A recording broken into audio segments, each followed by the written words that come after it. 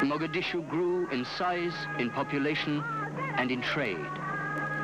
Being a coastal trading city, a modern harbor was essential to her. The revolution saw to it that she got one. Construction was started almost immediately on the extension and modernization of Mogadishu port, preparing it for a rapid expansion of the country's foreign trade.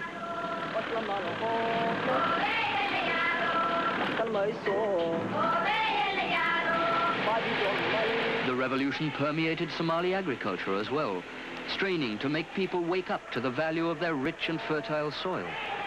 Crash land development programs were started with the aim of making the country self-sufficient in basic foodstuffs while, at the same time, providing thousands with employment. Fertilization and mechanization were introduced on a wider scale than ever before by pooling cooperative resources.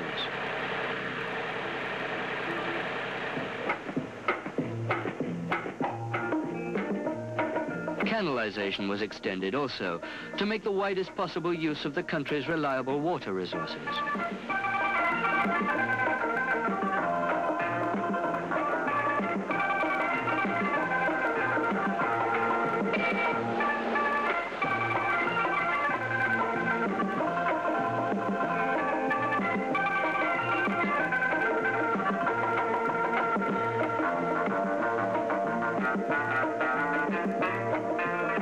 Nine years of post-colonial decay had taught the Somali people the hardest yet clearest political lesson of all.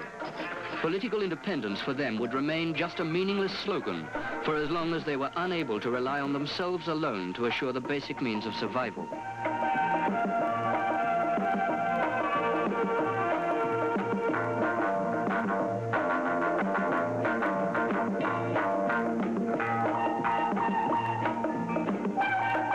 Typical of this conviction was the new government's determination to develop Somalia's rice-growing potential. Never before had this basic national foodstuff been grown successfully at home.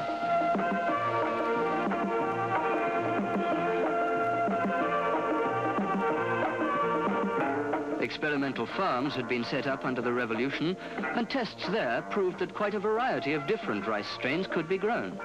So successful were their findings that Somalia today is approaching complete self-sufficiency in rice, saving her slender hard currency resources for other things.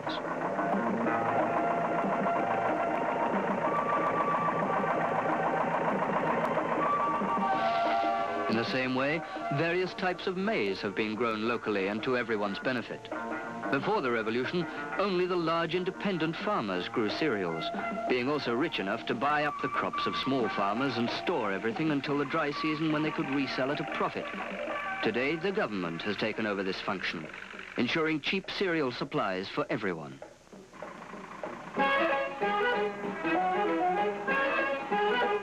Alongside the revolution in the fields has come a revolution in agricultural industry. Factories such as this, making pasta in machinery bought with money saved on crop imports, have sprung up to produce Somalia's own processed foods more cheaply than ever before. This factory, recently built in Mogadishu, manufactures the entire range of pasta products, spaghetti, macaroni, rigati, and the rest. And production today is such that costly imports are no longer needed.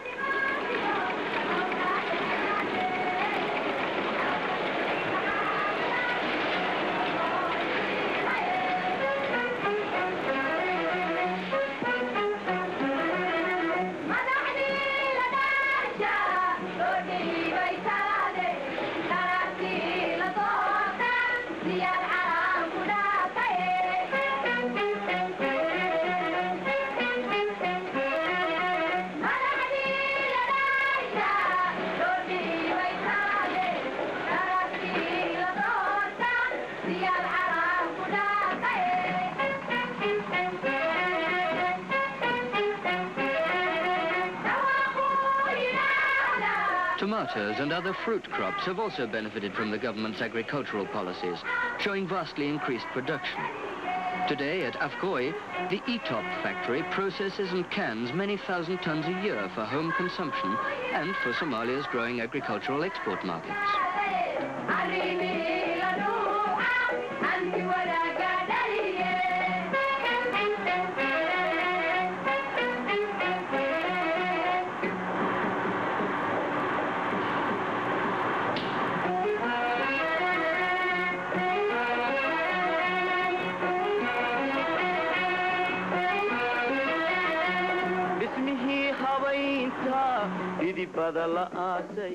Bananas today are Somalia's second largest export. Yet in colonial times, the plantations were the exclusive province of the Europeans, who limited their development to meet the import needs of the colonial mother country alone.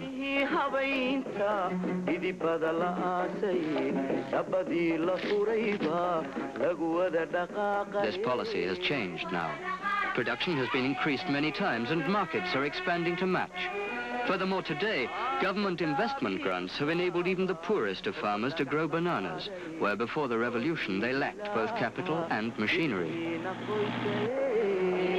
Today, quality control and packaging plants are being set up throughout the fertile south of Somalia to meet the stringent demands of this rapidly growing trade.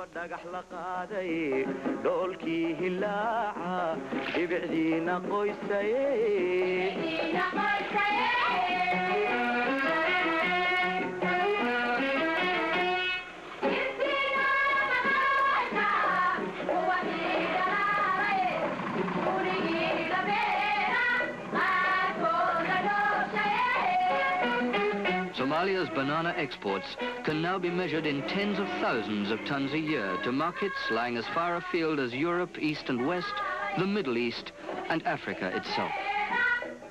Another basic crop more widespread since the revolution is sesame. And here again, sesame oil, once imported